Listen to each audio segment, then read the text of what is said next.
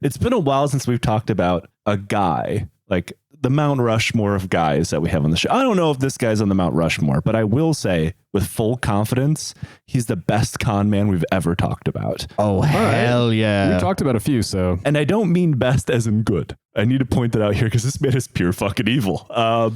Today, we're going to talk about a man who might be well known for some. Nate, I'm almost sure you've heard of this guy. Okay. But certainly, in my opinion, not nearly enough people know about him. A man who failed at virtually everything he ever did, all the way up until he ended up in a prison. A man who decided that just because the U.S. military and intelligence apparatus didn't want anything to do with him, that would not stop him from creating a freelance torture prison in the mountains of Afghanistan. A man so steeped in flimflammery and fraud that Wikipedia has him simply labeled as a con man. Today, we are talking about Jonathan Idema. I've never heard of this guy. I have heard of this guy, yeah. Yeah, he's legendary in a very, very, I guess, infamous. Yeah, well, because it came out of nowhere that there was this news story all of a sudden. There was a guy that was like completely freelance, independent, running like detainee facilities in Afghanistan. They're like, wait, what? And it came out like a couple weeks after the Abu Ghraib scandal. Yep, I remember this. So it kind of got swallowed up. So it's Uber Abu Ghraib then. This isn't nearly as bad as that. Okay. But it's bad in a different way. See, in Afghanistan, you had theater internment facilities, one in Bagram and one in Kandahar, that were like prisons where it was like nominally under the control of the Afghan government, but actually it was the U.S. Department of Defense running them. And like these places had all of the bad things you can think of. Like when you were at Bagram, you would just on one of the stops on the bus route around Bagram was the BTIF, the Bagram Theater Internment Facility. There was also Policharki prison. Yeah, Policharki prison was a civilian prison in similar situation, but that was run by the Afghans entirely. But the army or the military didn't need to lean on freelancers and private contractors to do this. They were doing it themselves. And I mean, it's all really, really grim stuff. But like, yeah, Abu Ghraib obviously was the one people know about. BTIF, I think after Abu Ghraib, they were like,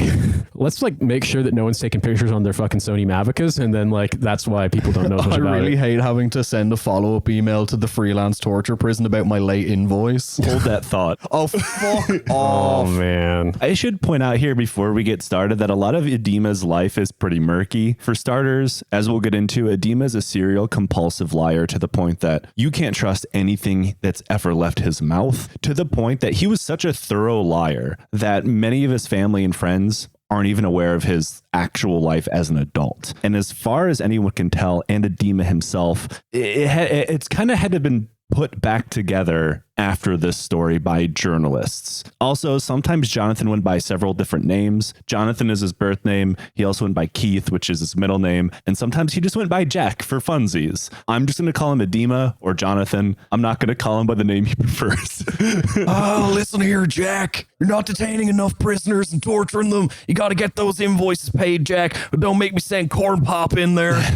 He also at one point went by Blackjack, but that was more of like a fake pirate name, but we'll get to that point. Mm-hmm. He was born in May of 1957 in Poughkeepsie, New York, a town that exists, I assume, to prove to everyone that England does not have a monopoly on stupid town names. Yeah, Poughkeepsie is it's in the Hudson Valley, I think. It's up near West Point-ish. Yeah, it's just one of those places that exists, you know. New York's a big state that no one really knows very much about. And yeah, so a lot of, I am trying to think of people who come out of Poughkeepsie, like anyone that I know, and I immediately defaulted to Billy Joel, who's not from anywhere near there. He's from Long Island. But for some, that shows, I lived in New York, and that shows you how much I know about New York. Yeah, Poughkeepsie is famous because Billy Joel is not from there. He's the torture Billy Joel. Sing us a song, you're the torture man. Yeah, sing us a song. It's a waterboard. I will say he's probably one of the more famous people that come from Poughkeepsie, so you guys get that. Is there anyone else? I don't know. No one important. I don't give a fuck.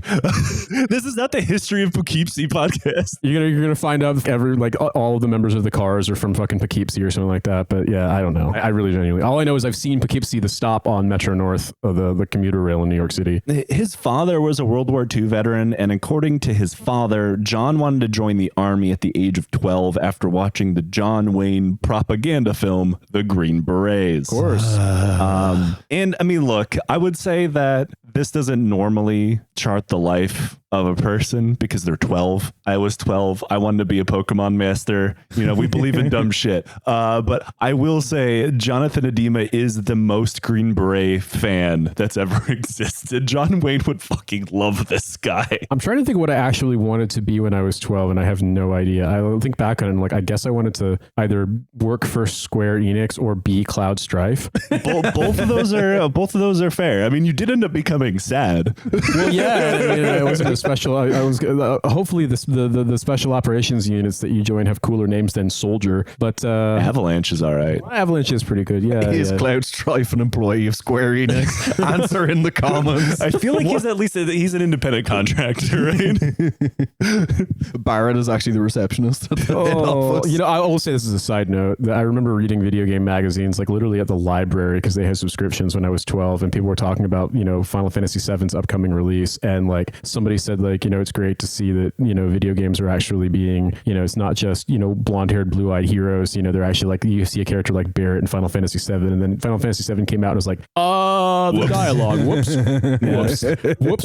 At least they fixed that in the redos. They made a lot of other things worse, but they made Barrett better. And in 1975, he does go and enlist in the U.S. Army with the goal of becoming a Green Beret. And I should stop and point out here, I think we've talked about it before on the show before, but Green Berets in 1975, towards the end of the Vietnam War, are not the Green Berets of today. Standards were lower. There were more of them. They weren't thought of some kind of like super soldiers or anything of like that kind. Their job was to train local, loyal Vietnamese groups and Cambodian and Laotian groups and act as advisors in combat operations. They're what's known as a force multiplier. So back in those days, the Green Beret course was pretty short. It was more comparable to like Ranger School, where like you could just go and it wasn't like a job change.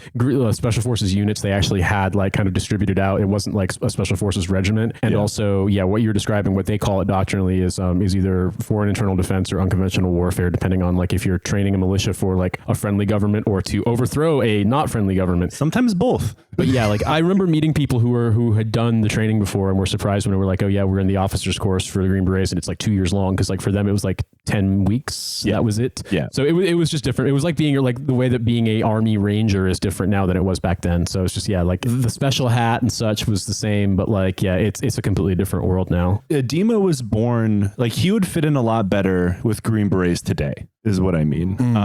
And before anybody thinks I'm whitewashing the reputation of the U.S. Army Green Berets here, you should also know they probably committed more war crimes in Vietnam than any other conflict since then. I'd also say too, I was going to be one and then was so disgusted by what it actually was that I quit. So I know it pretty well, although I was never in the Special Forces, regiment, but I passed selection and I was about halfway done with the qualification course. And then I was like, the dining facility at Camp McCall is just covered in John Wayne Green Beret propaganda shit. And I was just like, I want to kill myself. I don't want to do this ever again. I really wish this is the last time I'd have to bring up the Green Berets, but that will come up. I'm not the group, but the movie, the book, and the song are all going to come up later. Fighting soldiers from the sky. God, I'm happy John Wayne is dead. In 1975, the war in Vietnam is pretty much over. The army is slowly winding down, and its once massive Special Forces footprint is getting smaller, but that didn't mean they didn't need new people. But what it did mean is that there were less people who wanted the job.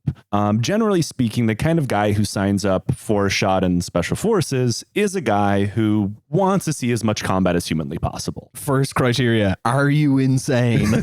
Do you likely want to die? Something also that this didn't change until after September 11th, but in the olden days, there wasn't a way to just enlist and become a Green Beret right away. You had to be in the regular army first. And so you basically had to go in and then apply to try out. And if you got selected, then go through and do it. But like it didn't seem to be that difficult. Like Idema was in the army for a couple months. That's funny. Then maybe I'm completely wrong. Because I remember a friend of the show, Timothy McVeigh, did this, but it took him a while to actually. My friend Timmy. And then he's like, he didn't break in a pair of boots before going to selection and then immediately failed. So, Timothy McVeigh fought in the Gulf War as a 19 Delta cavalry scout. Fun fact: he went to basic training and AIT at the same base I did.